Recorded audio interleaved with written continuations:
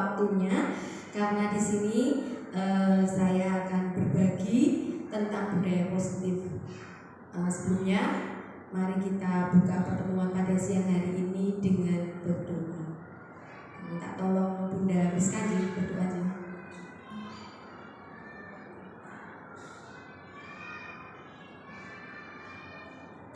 Mari para Bunda, kita akan mengawali pertemuan hari ini dengan berdoa.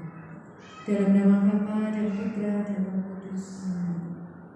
Allah Bapa yang Maha Baik, kami bersyukur atas kasih penyertaan-Mu sehingga pada siang hari ini kami dapat berjumpa di tempat ini dalam keadaan sehat.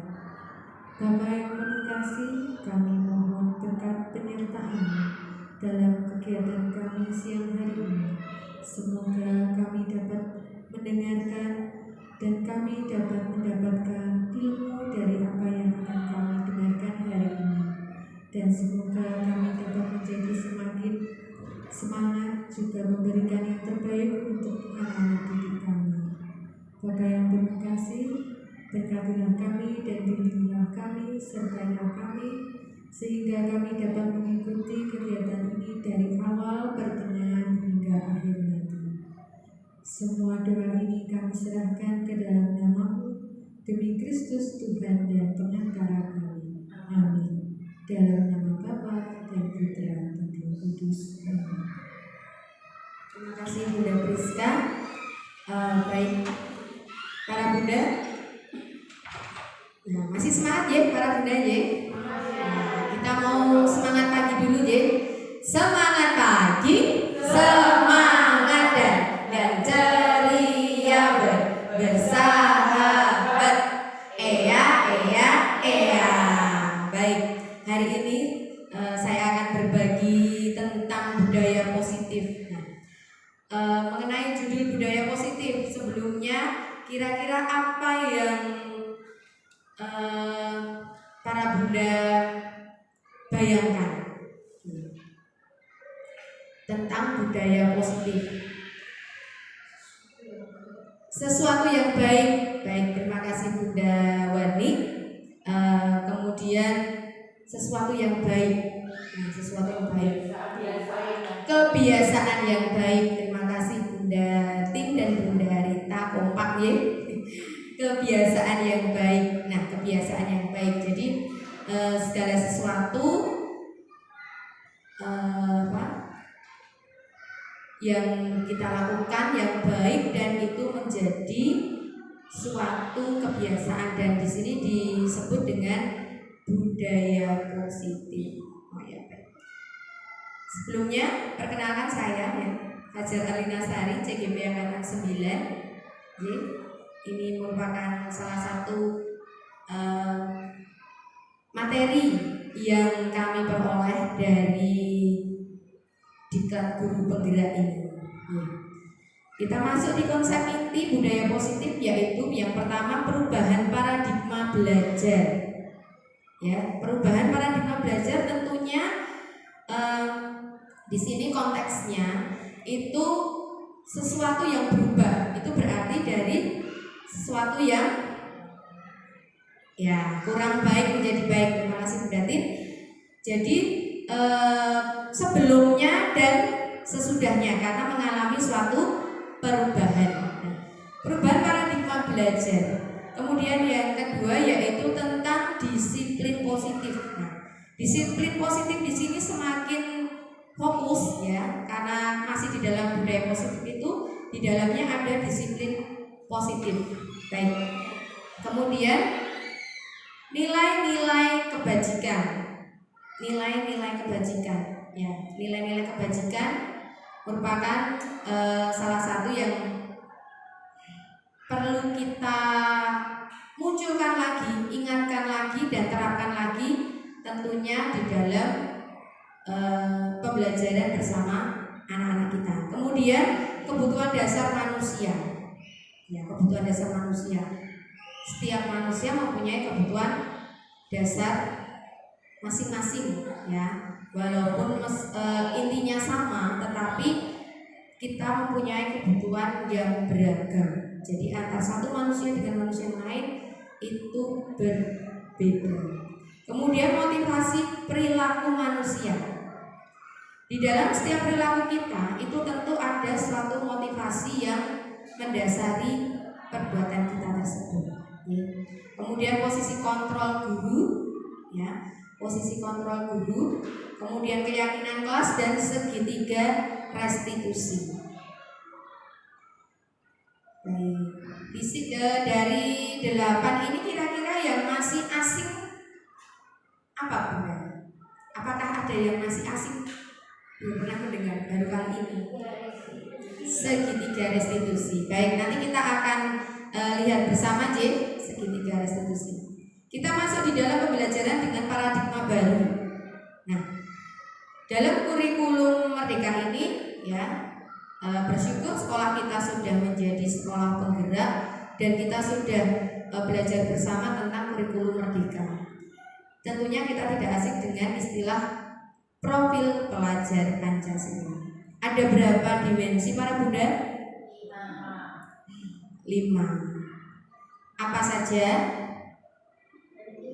Beriman, bertakwa, berakhlak mulia, jadi 1. Kemudian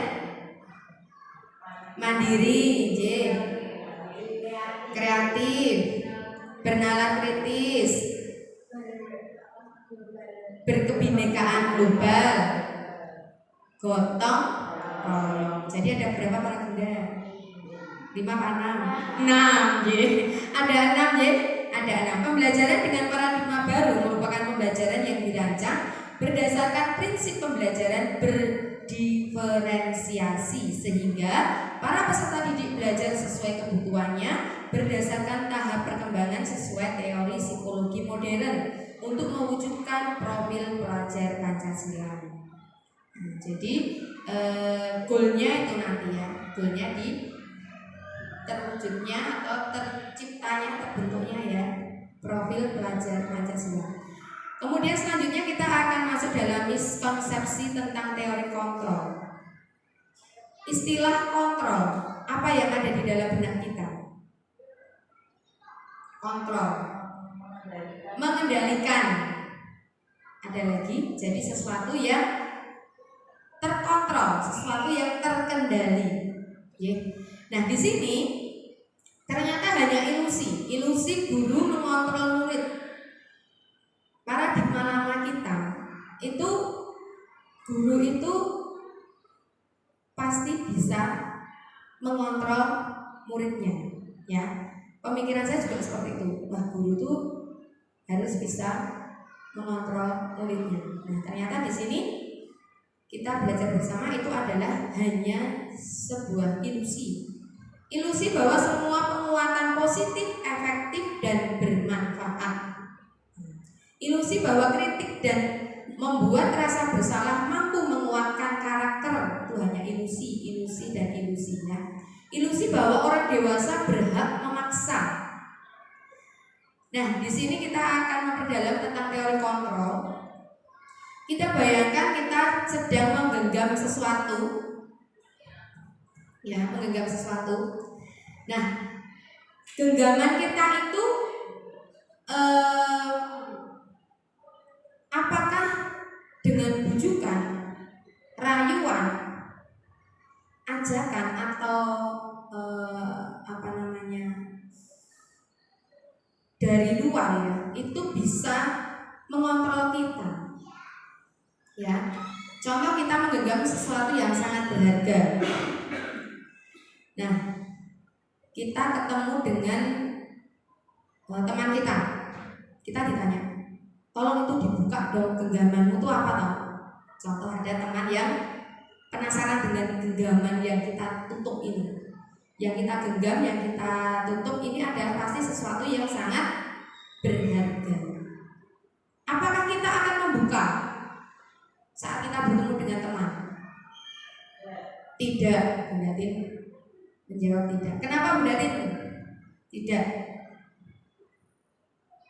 Kalau menurut saya, kalau itu digenggam berarti kan suatu rahasia yang harus kita pegang teguh. Siapapun itu yang akan menggoyahkan, sebisa mungkin kita tetap berusaha untuk tetap mempertahankan. Baik, terima kasih. Tepuk tangan untuk Bunda Ting dulu. Ya. Ada ini lagi pendapat yang lain? Apakah ada yang kira-kira mau membuka? Ya, Bunda Titik silakan. Ketika saya membuka genggaman saya itu, saya percaya bahwa orang yang saya berikan rahasia itu memang sudah patut untuk diberikan. Jadi bukan kita membuka itu tanpa alasan.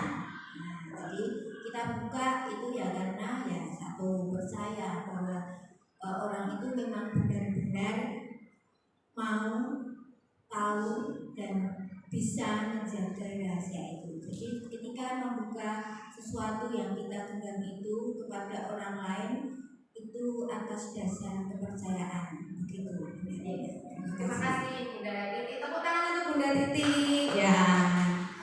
Nah, terus bagaimana yang betul? Nah, di sini tentang teori kontrol itu baik yang membuka ataupun yang tetap mempertahankan itu sama-sama betulnya karena tidak ada yang salah. Karena kembali bahwa di sini kita ingatkan kembali bahwa yang dapat mengontrol diri kita itu tidak lain, tidak bukan adalah diri sendiri. Betul sekali ya. Jadi tidak bisa kita mengatakan aku dibujuk kok, aku dirayu kok. Nah, itu memang istilahnya dari luar ya. Tetapi kalau memang saya pegang kendali, saya mengontrol diri saya sendiri dan saya mengatakan untuk tidak mau mengikuti apa yang pengaruh dari luar, tentu saya tetap akan teguh dengan apa yang saya yakini itu. Tapi kalau ada juga, wah udah dibujuk tenanan ini tidak bisa ikut bujukan, padahal udah dirayu, sudah di ini, tetapi dia tetap teguh. Nah itu merupakan pembuktian bahwa yang mengontrol diri itu bukan orang lain atau bukan dari luar, tetapi diri kita sendiri. Nah, nanti kita akan kaitkan dengan anak-anak ya, tentang pembelajaran bersama anak-anak. Kemudian stimulus respon dan teori kontrol. Di dalam stimulus respon itu realitas kebutuhan kita sama. Di dalam teori kontrol realitas kebutuhan kita berbeda. Kemudian semua orang melihat hal yang sama. Semua orang memiliki gambaran yang berbeda. Kemudian kita mencoba mengubah orang agar berpandangan sama dengan kita. Di dalam teori kontrolnya kita berusaha memahami pandangan orang lain tentang dunia. Nah, di sini sudah mulai nampak. Kemudian perilaku buruk dilihat sebagai suatu kesalahan. Kalau di dalam teori kontrol semua perilaku memiliki tujuan, baik itu buruk atau baik gitu ya. Orang lain bisa mengontrol saya. Nah, di dalam teori kontrol tadi hanya Anda yang bisa mengontrol diri Anda sendiri. Saya bisa mengontrol orang lain, dan di dalam teori kontrol ternyata Anda tidak bisa mengontrol orang lain. Pemaksaan ada pada saat bujukan gagal. Nah, kolaborasi dan konsensus menciptakan pilihan-pilihan baru. Model berpikir menang kalah di dalam teori kontrol itu model berpikir menang dan menang. Oke, baik. Kemudian kita akan masuk di dalam disiplin positif. Ki Hajar Dewantara menyatakan bahwa untuk mencapai kemerdekaan atau dalam konteks pendidikan kita saat ini untuk menciptakan murid yang merdeka, syarat utamanya adalah harus ada disiplin yang kuat. Disiplin yang dimaksud adalah disiplin diri yang memiliki motivasi internal. Jika kita tidak memiliki motivasi internal, maka kita memerlukan pihak lain untuk mendisiplinkan kita, atau motivasi eksternal karena berasal dari luar. bukan dari dalam diri kita sendiri. Masih dengan Ki Hajar Dewantara, definisi kata merdeka menurut Ki Hajar adalah mardika iku jarwanya ora mung lepasing pangreh ning uga kuat kuwasa aman diri priyangga. Merdeka itu artinya tidak hanya terlepas dari perintah, akan tetapi juga cakap buat memerintah diri sendiri. Selanjutnya, ini menurut Diana Gosen tentang 5 posisi kontrol. Diana menyatakan bahwa arti dari kata disiplin berasal dari bahasa Latin disciplina yang artinya belajar. Kata disiplin juga berasal dari akar kata yang sama dengan disciple atau murid atau pengikut. Untuk menjadi seorang murid atau pengikut, seorang harus paham betul alasan mengapa mereka mengikuti suatu aliran atau ajaran tertentu, sehingga motivasi yang terbangun adalah motivasi intrinsik. Motivasi intrinsik itu apa para bundanya? Motivasi dari dalam. Ya. Jadi adanya disiplin itu bukan dari luar, tetapi dari motivasi dari dalam diri. Ya, sekali lagi dikatakan bukan ekstrinsik. Baik. Kita lanjut di sini saja. Project nilai-nilai kebajikan, yaitu tentang peduli, rajin, integritas, rasa hormat, keterus-terangan, keberanian, kebahagiaan, tanggung jawab. Nah, di sini nilai-nilai kebajikan itu sangat banyak sekali, ya. Kemudian masuk dalam restitusi. Ya, oke. Identitas gagal, ya, hukuman, sesuatu yang menyakitkan harus terjadi. Nah, di sini identitas sukses yaitu disiplin, ada konsekuensi dan restitusi. Contoh suatu kasus, kalau ada anak yang datang terlambat, ya, tentu kita semua pasti akan telat lagi ya. Dalam benak kita mengatakan, oh ini kok ini lagi nih, terlambat lagi gitu ya. Nah, kalau dulu biasanya kita itu mengatakan bahwa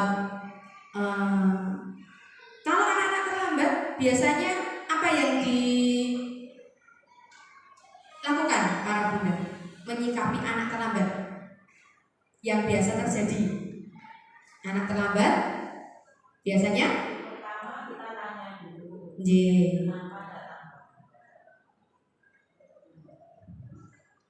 Kalau ada anak yang datang terlambat, kita tanya dulu, kenapa datangnya terlambat? Nah, anak biasanya kan menjawab.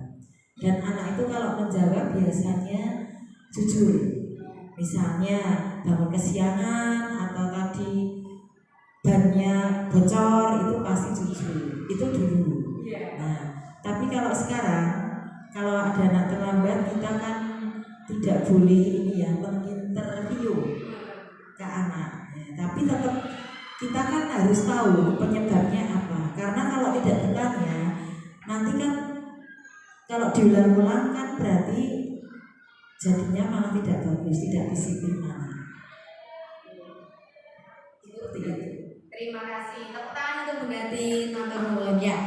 Jadi sama. Biasanya kalau udah, dan anak-anak tuh biasa juga udah tahu, oh kalau terlambat itu saya itu biasanya kalau ya baris di belakang. Itu menjadi suatu hukuman atau konsekuensi, dan itu sudah biasa karena anak-anak sudah paham dan mengerti hal itu. Nah, jadi di sini kita diingatkan bahwa hukuman itu adalah sesuatu yang harus terjadi, itu menyakitkan, ya, dengan istilah hukuman. Nah, kamu melanggar, hukumannya seperti ini, gitu. Nah, kemudian tidak nyaman untuk murid atau anak untuk jangka waktu panjang. Bisa jadi dengan anak yang mendapat hukuman itu tadi, anak itu akan menjadi secara tidak sadar itu akan masuk dan membekas. Ya, di sini dikatakan untuk jangka panjang membuat anak tidak nyaman. Korban mendapatkan keadilan. Murid atau anak akan tersakiti. Perilaku pasif agresif meningkat. Sistem tidak akan berjalan bila murid tidak takut.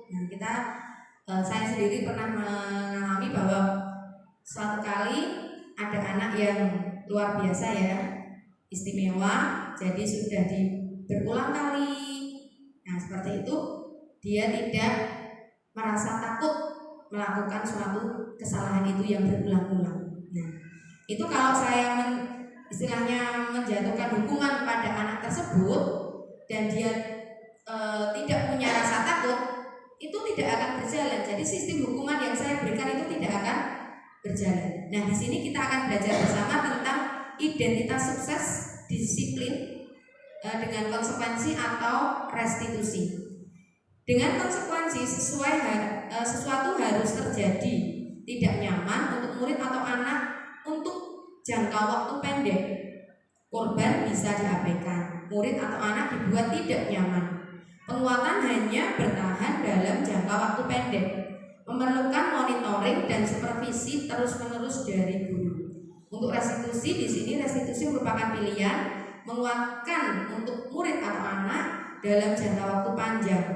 Korban mendapatkan ganti, murid atau anak mendapatkan penguatan, masalah terpecahkan, murid belajar bertanggung jawab untuk perilakunya. Nah, baik, kita akan masuk dalam kebutuhan dasar manusia. Kebutuhan dasar manusia adalah segala sesuatu yang kita lakukan untuk mendapatkan apa yang kita inginkan. Coba, kira-kira kebutuhan dasar manusia itu apa saja? Ada yang bisa menyebutkan? Kebutuhan dasar sebagai seorang manusia, saya butuh makan minum, apalagi tempat tinggal, sandang, bersenang-senang, rasa aman, rasa nyaman. Jadi betul sekali para bunda. Jadi kita butuh yang pertama itu adalah makan dan minum. Sebagai makhluk hidup ya, kita butuh makan minum. Kemudian tempat tinggal, sandang, apa tadi? Senang-senang ya, bersenang-senang, rasa aman, nyaman. Seluruh tindakan yang kita lakukan memiliki tujuan tertentu dan semua usaha terbaik yang kita lakukan adalah dalam rangka agar kebutuhan dasar kita terpenuhi dengan baik. Nah, di sini coba kita cocokkan ya tadi ya. Lingkaran kebutuhan dasar, 5 kebutuhan dasar manusia. Kita akan baca, kelihatan tidak ya Bapak Bunda? Ada apa saja? Yang di tengah ini pusatnya bertahan hidup. Nah, dengan apa kita dapat bertahan hidup? Tentunya dengan makan dan minum. Kemudian tempat tinggal, terus pakaian. Nah, kemudian di sini ada senang ya, hati kita istilahnya apa yang menjadi kesenangan kita itu terpenuhi. Kemudian ada rasa diterima atau disayang. Nah, penerimaan itu juga penting dan kita butuhkan. Kemudian kebebasan dan kemampuan ya, bisa itu kemampuan untuk melakukan sesuatu, motivasi perilaku manusia. Nah, di sini untuk menghindari ketidaknyamanan atau hukuman, untuk mendapatkan imbalan atau penghargaan dari orang lain, itu motivasi intrinsik ya.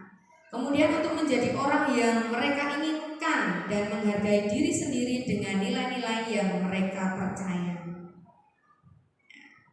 Ini tadi kita masuk di hukuman, konsekuensi dan restitusi lagi. Tidak terencana, hukuman itu tiba-tiba. Murid tidak tahu apa yang akan terjadi atau tidak dilibatkan, bersifat satu arah, ya. Murid biasanya yang mendapatkan hukuman dan guru yang biasanya menjatuhkan hukuman. Itu dulu ya Pak. Di sini kita belajar bersama untuk mencari solusi yang terbaik. Ya. Kemudian bersifat hukuman fisik atau psikis, kalau konsekuensi itu terencana atau disepakati sesuai peraturan. Nah, di tengah-tengah konsekuensi itu sebenarnya sudah ada kesepakatan antara guru dan murid. Murid tetap dibuat tidak nyaman. Nah, ini ada unsur, masih ada unsur murid dibuat tidak nyaman. Sikap guru selalu memonitor anak atau memonitor murid. Jadi seolah-olah murid itu diawasi terus seperti itu ya. Kemudian kalau restitusi itu proses menciptakan kondisi bagi murid untuk memperbaiki kesalahan. Proses kolaborasi yang mengajarkan murid untuk mencari solusi sendiri. Kemudian 5 posisi kontrol guru. Nah, di sini ada 5 posisi kontrol guru. Nah, walaupun tadi di depan itu teori kontrol itu guru tidak bisa mengontrol murid ya, tetapi di sini kita belajar ya bersama-sama. Sebaiknya tuh saya di posisi di mana, gitu ya. Yang pertama yaitu penghukum, ya, penghukum. Kemudian yang kedua, lihat ada? Coba yang kedua apa ya? Sorry, gitu ya. Atasnya apa itu? Membuat rasa bersama. Yang ketiga, teman. Yang keempat, pemantau.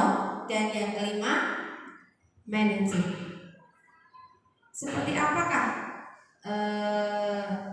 penjelasannya? Nah, di sini ini adalah contoh penerapan posisi kontrol guru.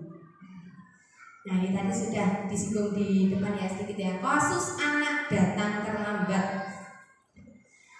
Kalau kita mengambil posisi kontrol sebagai penghukum, waktu anak datang terlambat, ya, itu pasti selamat pagi, berdiri dulu. Seperti itu ya. Itu penghukum. Ya, sudah nggak usah banyak bicara, bukan 2 arah lagi, 1 arah. Anak yang bersalah, guru yang menghukum dengan hukuman berdiri di belakang. Kalau posisi kontrol ini ya, pembuat merasa bersalah. Seperti apa kira-kira? Bisa kita baca bersama-sama ya? Yang hijau. Ya. Berapa kali Bunda bilang kamu selalu mengecewakan Bunda. Agak halus ya para Bunda. Jadi datang, anak datang terlambat, terus saya juga istilahnya juga dulu sering seperti ini. Aduh, berapa kali Bunda bilang kok masih datang terlambat. Itu membuat Bunda menjadi sedih ya. Kemudian posisi kontrol sebagai teman.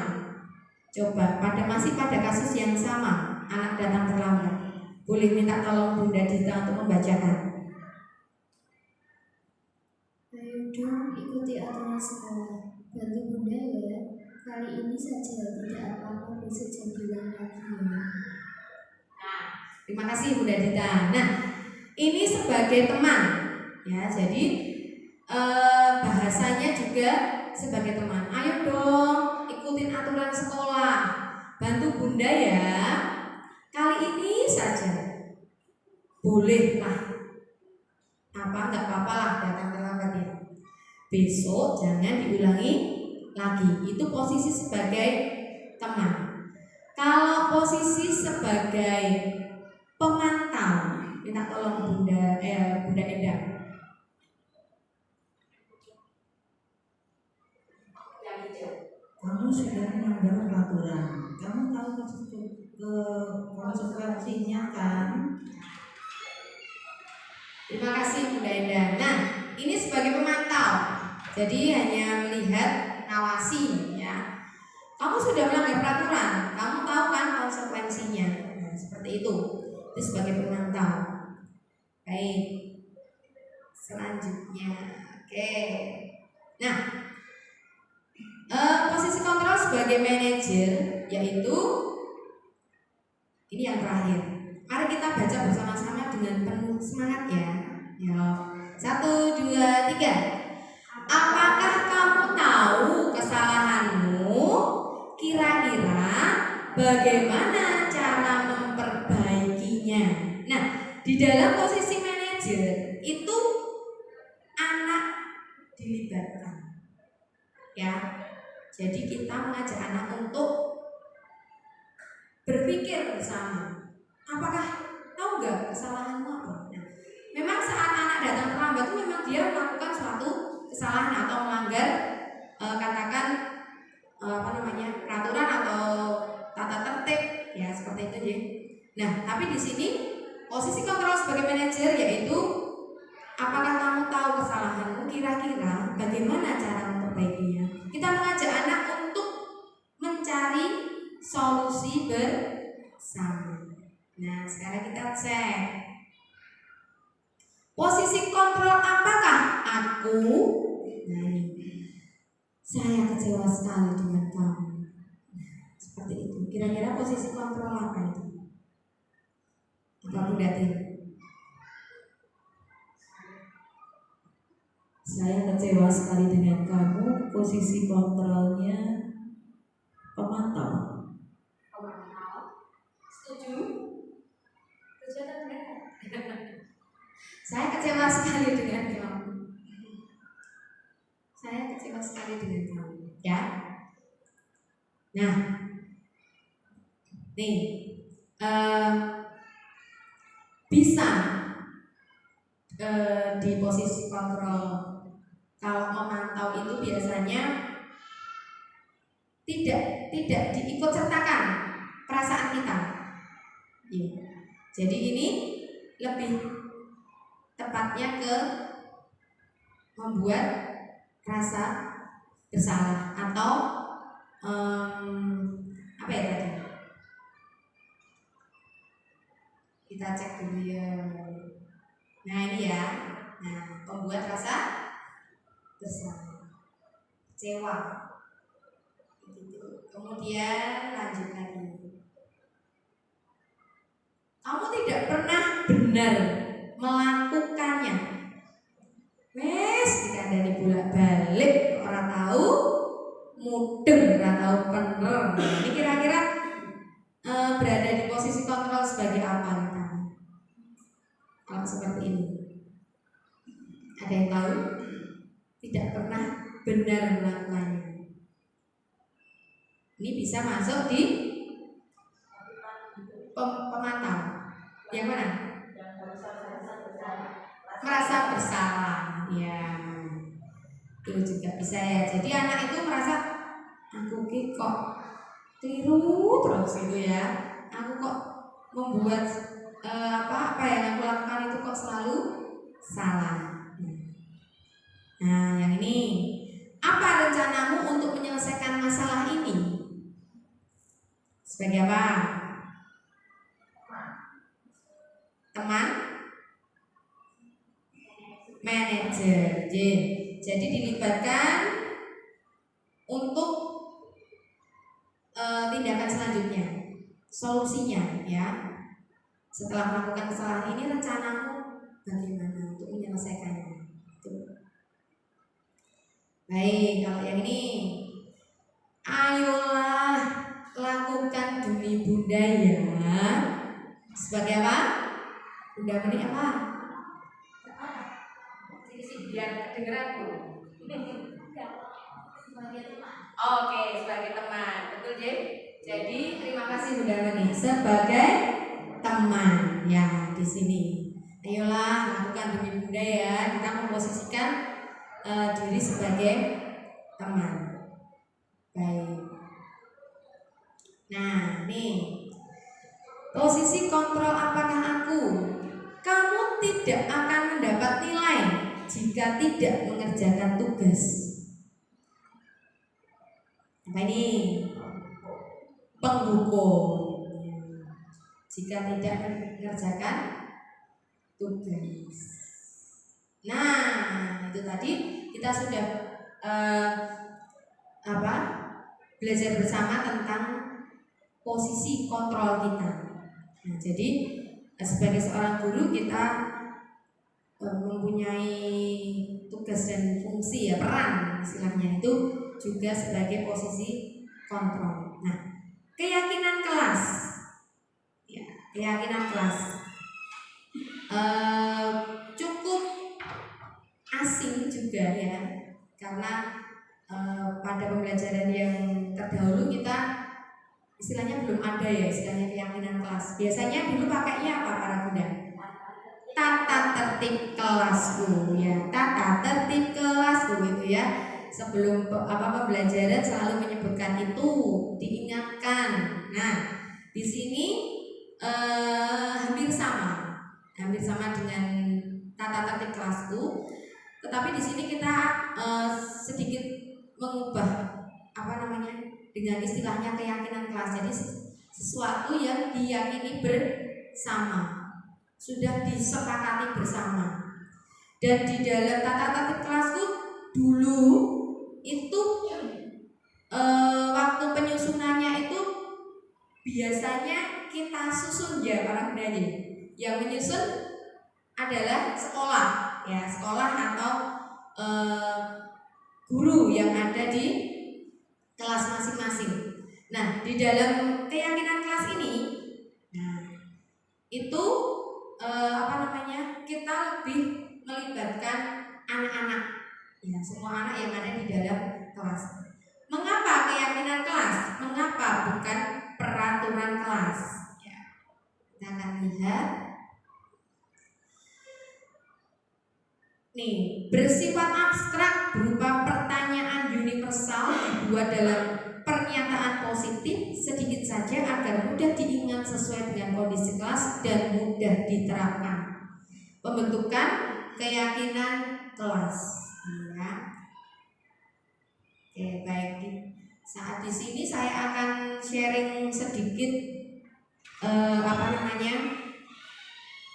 tentang keyakinan kelas yang keyakinan kelas di kelas B6.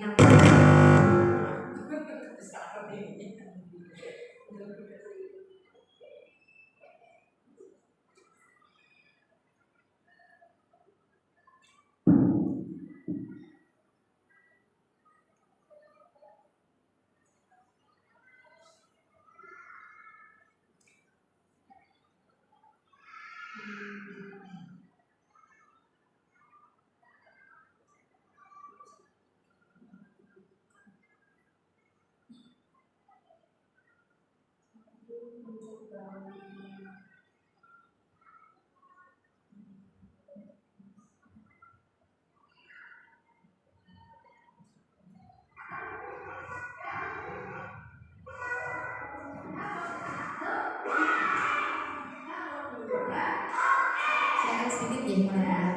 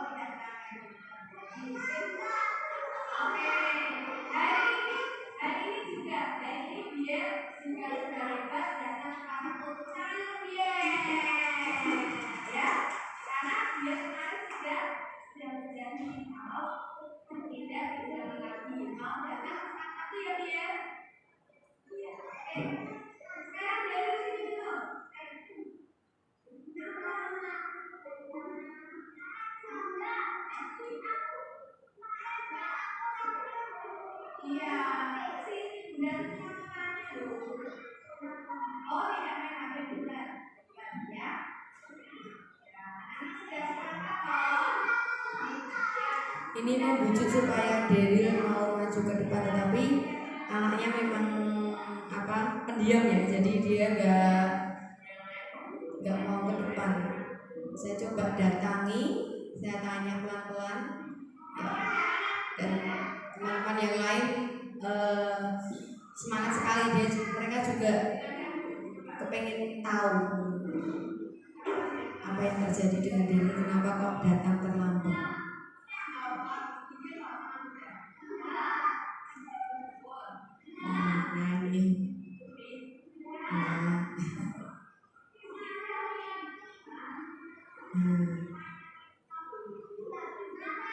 Oh, udah dimarahin loh, cuma ditanya, dibilangin seperti itu.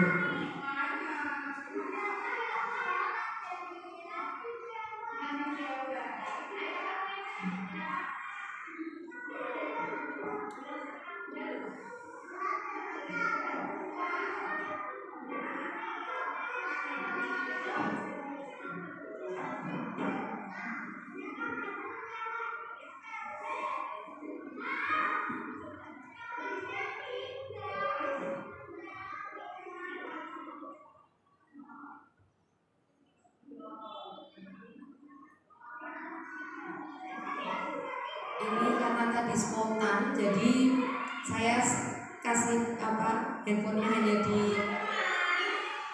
meja depan. Ternyata kebetulan ada kasus pagi tadi itu, dan duduknya Daryl kan agak belakang, jadi nggak terlalu kedengeran.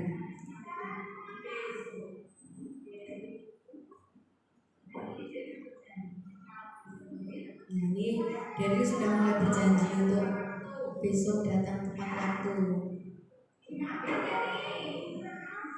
Nah, saya tanya, dimaafkan nggak teman-teman, karena di sini saya berusaha untuk tidak menjadi satu-satunya yang istilahnya segala keputusan ada di saya, tetapi saya kembalikan ke teman-teman, ke kelas itu, karena keyakinan kelas yang telah dibuat itu adalah kesepakatan bersama.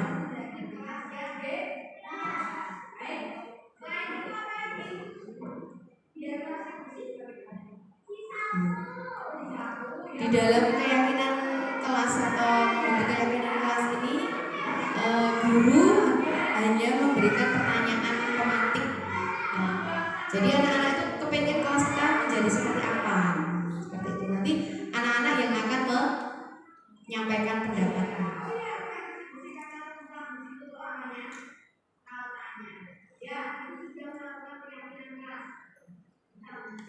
Ini sedikit berbagi para bunda,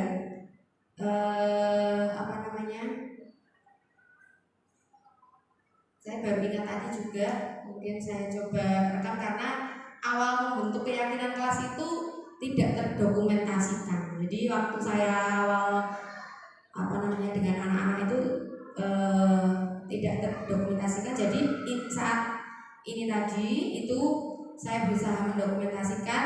Saya hanya review aja sebelum anak-anak mulai pembelajaran. Saya review tentang keyakinan kelas, dan beberapa hari sudah berjalan. Di sini memang lebih nyaman. Jadi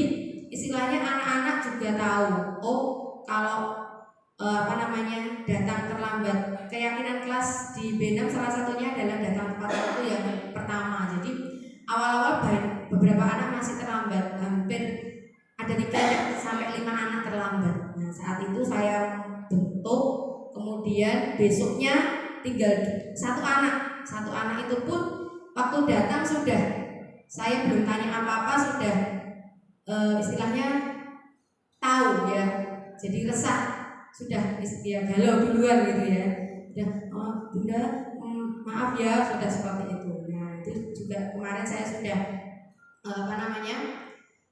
coba menjadi posisi kontrol sebagai manajer. Jadi saya memang tanya ke Biel waktu itu terlambat. Terus setelah ini apa yang akan dilakukan? Janji bunda besok tidak terlambat lagi. Dan ternyata hari ini luar biasa. Biel itu datang 10 menit sebelum bel berbunyi dan dia datang dengan penuh semangat. Bunda, hari ini aku tidak terlambat, aku bisa lebih cepat, seperti itu. Nah, hanya berbagi sedikit ya para bunda. Tentunya di kelas para bunda sekalian juga sudah berjalan ya, tentang pembentukan keyakinan kelas. Nah, kemudian kita akan masuk dalam segitiga restitusi. Segitiga restitusi namanya sudah segitiga. Jadi nanti ini terdapat 3 bagian ya, 3 sisi. Tidak lihat aja bunda. Saya akan bacakan dulu segitiga restitusi, yaitu yang paling bawah ini adalah menstabilkan identitas ya. Kemudian yang ke atas ini validasi kesalahan ke atas. Kemudian yang sisi sebelah kanannya menanyakan keyakinan. Nah, jadi kita tidak akan dapat melaksanakan segitiga restitusi ini, mempraktekkan kalau belum membentuk keyakinan kelas ya. Seperti itu. Suatu proses dialog yang dijalankan oleh guru agar dapat menghasilkan murid yang mandiri dan bertanggung jawab. Baik. Di sini menstabilkan identitas. Apa toh itu menstabilkan identitas? Berdasarkan prinsip membuat kesalahan adalah bagian dari proses pembelajaran. Ya. Tentunya kita semua pernah melakukan kesalahan ya, baik waktu kecil, remaja, dewasa hingga saat ini pun sebagai seorang manusia kita tidak luput dari suatu kesalahan. Nah, tetapi kita yakini bahwa kesalahan itu merupakan bagian dari proses pembelajaran. Tentunya kita dari kesalahan itu kita banyak belajar. Di sini yang biasa diyakini, maksudnya di dalam menstabilkan identitas yaitu berbuat salah itu wajar. Tidak ada manusia yang sempurna. Bunda juga pernah melakukan itu. Bunda tidak mau mencari siapa yang salah, tapi bunda ingin mencari solusi dari permasalahan ini. Nah, selanjutnya kamu berhak merasa begitu. Ini merupakan contoh-contoh kalimat, istilahnya ke anak ya. Ini bisa dipraktekkan ya, jika anak itu melakukan suatu kesalahan. Kemudian validasi tindakan yang salah. Berdasarkan prinsip setiap perilaku berupaya memenuhi suatu kebutuhan tertentu. Nah, jadi suatu perilaku itu dilakukan pasti ada suatu tujuan untuk suatu kebutuhan tertentu. Nah, kalimatnya bisa seperti ini. Kamu pasti punya alasan mengapa melakukan hal itu. Padahal kamu bisa melakukan yang lebih buruk dari ini ya. Kamu patut bangga karena telah melindungi sesuatu yang penting buatmu. Kamu melakukannya karena mempertahankan sesuatu yang penting bagimu. Jadi kita belajar, kita mencoba untuk berada dalam posisi anak yang melakukan kesalahan itu. Ya, jadi ini memvalidasi kesalahan dan validasi tindakan yang salah. Kemudian menanyakan keyakinan. Berdasarkan prinsip teori kontrol bahwa pada dasarnya kita termotivasi secara intrinsik. Apa keyakinan kelas kita? Nah, ini menanyakan keyakinan. Kalau keyakinan kelas itu sudah terbentuk dan sudah berjalan, melaksanakan segitiga restitusi ini cukup mudah, ya, karena di dalam segitiga restitusi ini juga ada menanyakan keyakinan kelas. Nilai-nilai apa yang telah disepakati bersama? Seperti apa gambaran sebuah kelas yang ideal menurut kamu? Kamu ingin menjadi orang yang seperti apa? Nah, di sini untuk contoh kalimat pertanyaannya sangat beragam. Baik.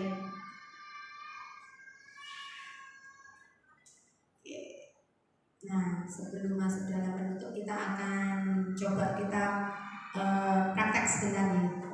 Jadi ada sebuah kasus nih. Ada seorang anak namanya siapa ya?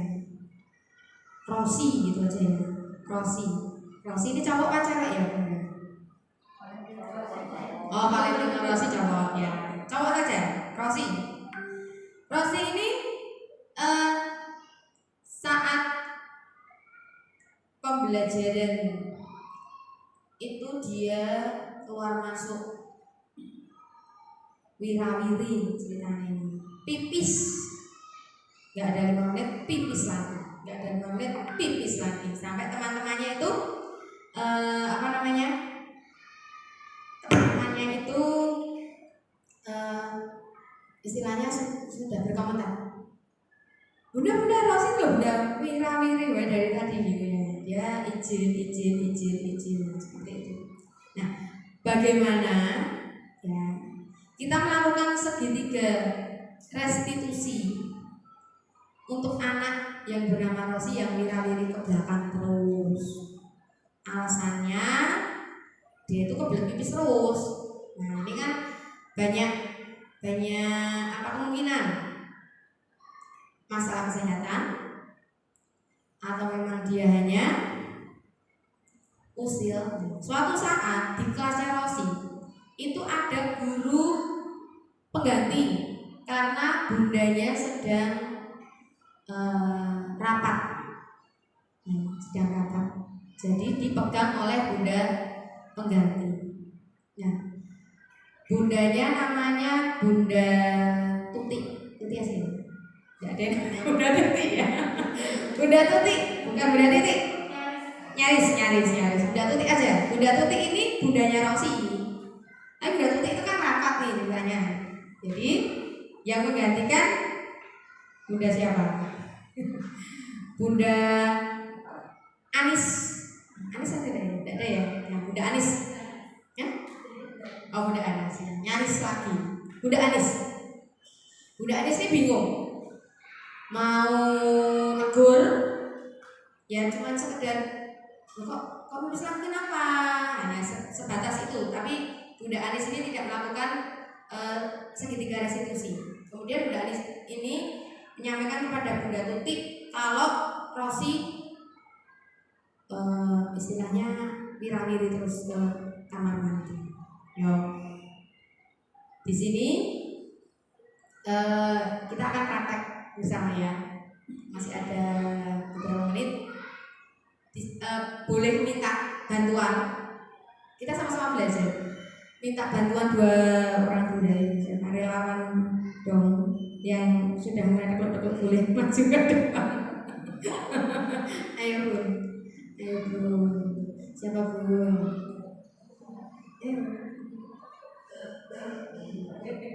Ayo Bunda Priska, ayo sini Bunda Priska. Ya. Bunda Priska mau jadi anaknya apa jadi gurune? Anaknya aja. Terus gurunya saya apa ya? Gurunya saya. Gurunya saya. Baik, nanti karena Bunda menjadi observer, pengamat. Baik. Ini duduk ambil kursi sih. Sini. Ini kan kita harus segitiga diskusi ini dilakukan dengan suasana yang nyaman, santai, ya, nggak tegang, bukan menjadi hukum, ya kan? Ini, ini jadi Rosi nih, Rosi tapi cewek. Selamat siang Rosi. Selamat siang Bunda. Rosinya suaranya kecil. Rosi tahu nggak kenapa Bunda ajak Rosi ngobrol di sini? Kenapa ya Bunda? Nggak tahu ya Rosi ya. Rosi, kemarin kan Bunda mendapat tugas nih dari kepala sekolah untuk rapat. Kemudian Bunda titip kelas kita itu kepada Bunda Anis. Bunda Anis itu bercerita nih kepada Bunda Bun gitu ya. Rosi dulu ceritanya Bunda Anis. Kemarin itu wirawiri terus izin ke belakang. Nah, terus kemudian Bunda Anis itu bingung sih. Kenapa kok Rosi ini wirawiri ke belakang?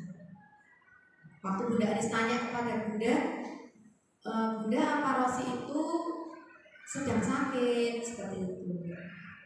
Waktu itu Bunda juga bilang kepada Bunda Anis, ya kalau Rosi saat ini setahu saya itu tidak sakit itu. Coba sekarang Bunda mau tanya nih sama Rosi nih, Rosi apa sakit kemarin? Rosi nggak enak badan juga. Nggak enak badannya kenapa? Badannya agak sakit. Perutnya sakit.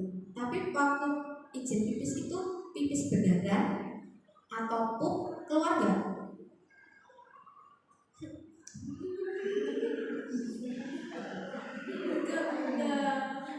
Udah. Nah berarti kan boleh nggak seperti itu?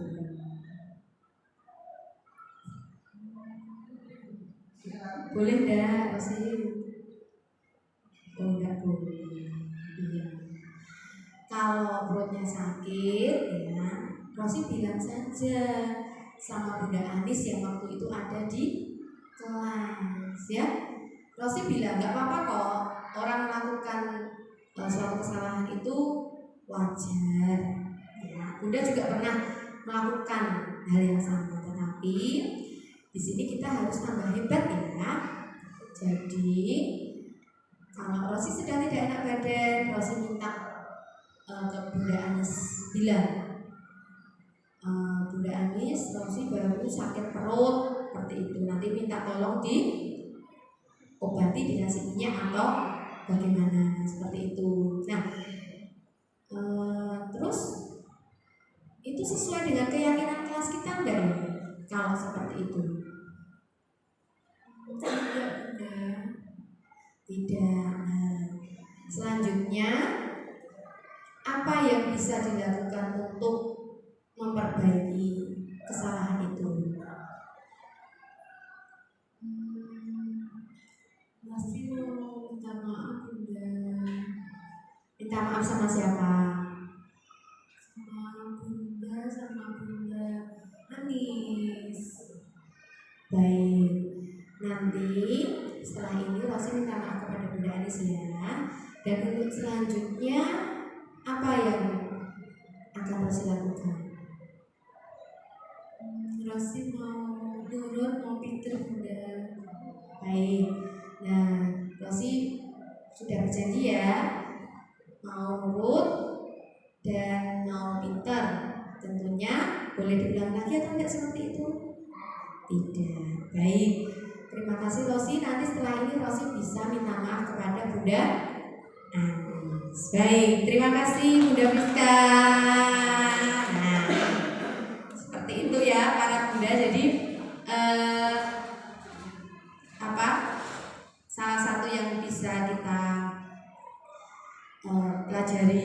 bersama ya. Jadi sebenarnya sudah kita lakukan itu. Ya, sudah kita lakukan. Hanya saja mungkin ya berbeda istilah. Ya, berbeda istilah dan pendekatannya, yakinlah yang namanya guru, apalagi guru TK itu pasti luar biasa ya. Pendekatannya kalau mungkin dibandingkan dengan jenjang yang lain itu kedekatan guru dengan murid itu sangat dapat terjalin dengan baik.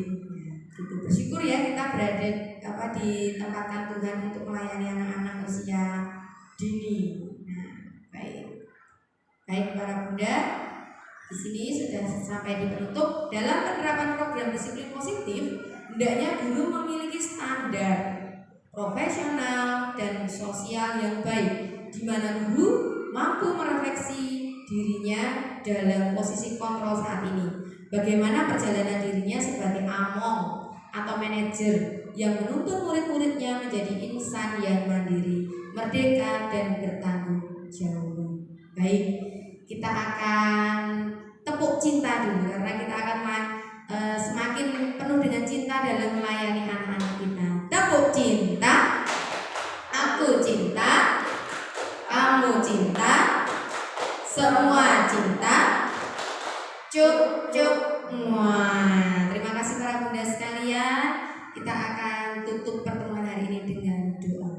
Saya akan mengatakan berdoa dalam nama Bapa dan Putra dan Roh Kudus. Amin. Selamat siang Tuhan Yesus. Kami bersyukur karena Engkau telah menyertai kami, terkhusus di siang hari ini kami boleh belajar bersama, sehingga kami dapat lebih meningkatkan kualitas kami sebagai seorang pendidik melayani anak-anak di usia dini ini, sehingga kami pun dapat melayani dengan sebaik-baiknya sesuai dengan kehendak-Mu. Terima kasih Tuhan, kami juga serahkan apa yang telah kami pelajari ini dapat berguna untuk kami semua. Tuhan Yesus, kami serahkan kegiatan kami selanjutnya Tuhan hanya ke dalam tangan kuasa-Mu. Engkau memberkati, menjaga dan menyertai kami hingga nanti. Terima kasih Tuhan Yesus. Di dalam nama-Mu kami berdoa. Amin. Kemuliaan kepada Bapa, Putra dan Roh Kudus, seperti pada permulaan, sekarang, selalu dan sepanjang segala abad. Malaikat Allah, Engkau yang diserai oleh penugasan Tuhan untuk melindungi kami, terangilah, lindungilah, bimbinglah dan hentakkanlah diri kami. Amin. Bapak Fransiskus Asisi dan Ibu Magdalena Demon, doakanlah kami supaya kami dapat menikmati janji Kristus. Amin. Dalam nama Bapa dan Putra dan Roh Kudus. Amin. Terima kasih para bunda.